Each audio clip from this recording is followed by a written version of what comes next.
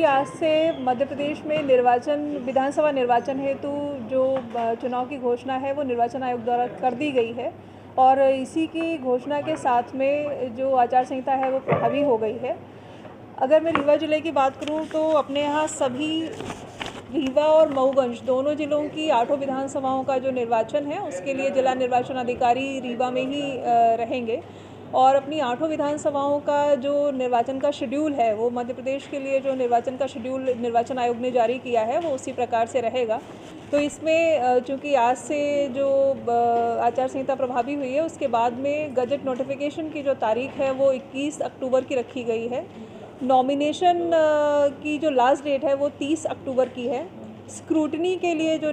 तारीख फाइनल की गई है वो 31 अक्टूबर की है और जो नॉमिनेशन वापस लेने की तारीख है वो 2 नवंबर की रहेगी। जो अपने यहाँ निर्वाचन जिस दिन पोलिंग होनी है उसका जो तारीख है वो 17 नवंबर है और डेट ऑफ काउंटिंग जो डिसाइड की गई वो 3 दिसंबर है। तो इस तरीके से पूरे ज़िले की 8 विधानसभाओं में ये शेड्यूल रहेगा। आगे आने वाले जो निर्वाचन है यदि हम लोग उसकी तैयारियों पर बात करें तो रीवा ज़िले में 8 विधानसभाएं आप सभी लोग जानते हैं और अपनी पॉपुलेशन लगभग अगर हम लोग 2011 के सेंसस के बाद में एक्सट्रपोलेट करें तो लगभग 27 लाख बैठती है। अपने जो टोटल निर्वाचक हैं जो मतदाता हैं पूरे ज़िले में सभी विधानसभाओं में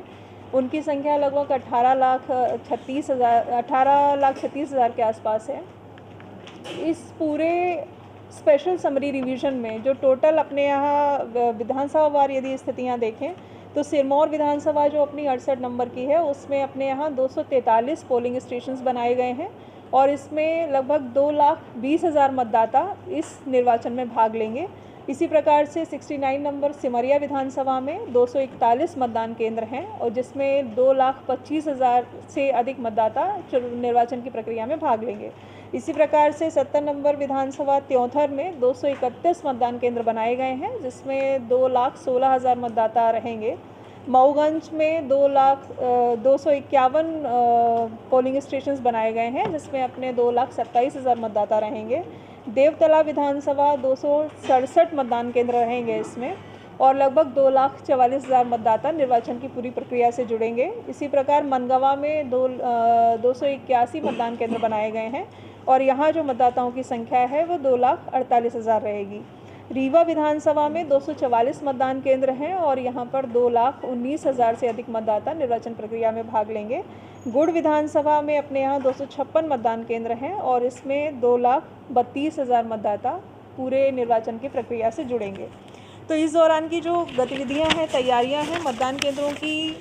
जो AMF अशोर्ड मिनिमम फैसिलिटीज़ हम लोग मतदाताओं के लिए उपलब्ध कराते हैं उनकी प्रथम दृष्टया और प्राथमिक तैयारियां लगभग सभी जगह पूरी हो चुकी हैं। जो मतदान केंद्र रहेंगे उसमें सभी प्रकार के मतदाताओं के लिए मतदान केंद्र एक्सेसिबल रहें इसके लिए सभी जगह रैंप की व्यवस्था की गई है। रैंप के साथ में पानी पीने की व्यवस्था, छाया की व्यवस्था और टॉयलेट की व्यवस्था सभी मतदान केंद्रों में रहेगी। इसी प्रकार से जो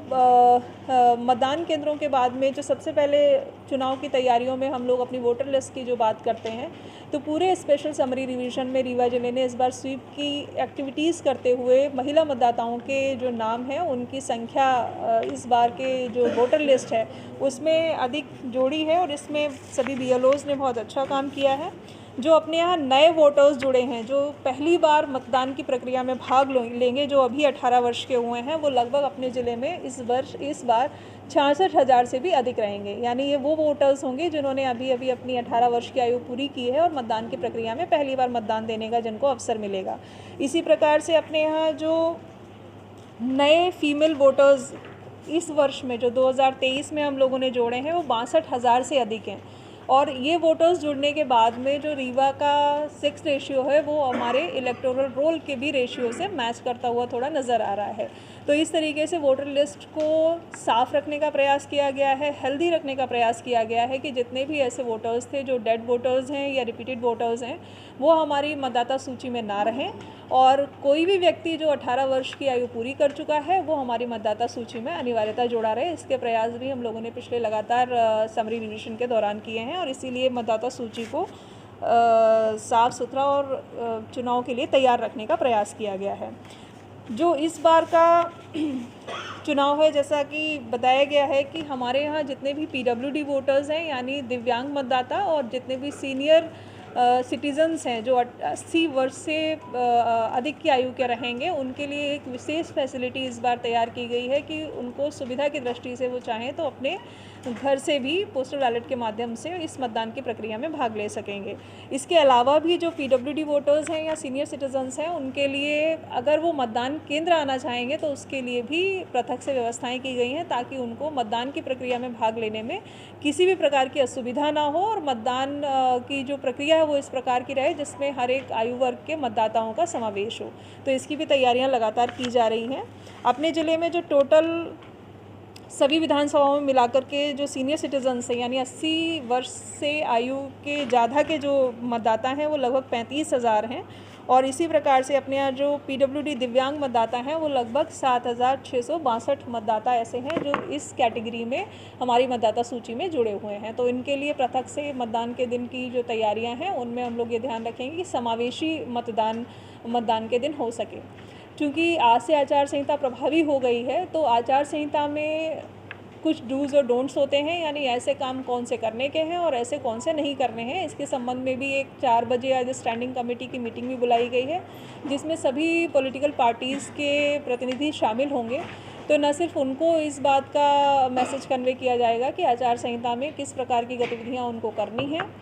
और इसी प्रकार से जो जिला स्तरीय अधिकारी हैं या समस्त जो शासकीय अमला है उनको भी दिशा निर्देश जारी किए गए हैं कि वो किस प्रकार कि कानून एवं व्यवस्था की दृष्टि से 2-3 स्तरीय जो काम जिला प्रशासन और पुलिस ने अब तक किए हैं, जिसमें सबसे इम्पॉर्टेंट ये था कि अपने यहाँ कोई भी पूर्व के वर्षों के यदि इलेक्शन ऑफेंसेस हुए हैं तो उन जगहों को, उन व्यक्तियों को और उन केसेस को हम लोगों ने प्रायोरिटी में लिया हुआ है और अपने यहाँ जो इलेक्शन ऑफेंसेस थे उनमें से कई सारे केस डिसाइड हुए हैं और उनमें जो अपराधी थे वो उनका कन्विक्शन भी हुआ है, तो उनको सज़ा भी हुई है। इसी प्रकार से जो क्रिटिकल और जो भी मतदान केंद्र रहेंगे अपने वल्नरेबल, उसकी भी सूची हमारे सेक्टर ऑफिसर्स, सेक्टर मजिस्ट्रेट और पुलिस की जो टीम है आरओ के माध्यम से करेगी। इसके अलावा चुनाव को ध्यान में रखते हुए जो अपने यहाँ प्रिवेंटिव डिटेंशन की कार्रवाइयाँ होनी थी, यानी जो पूर्व से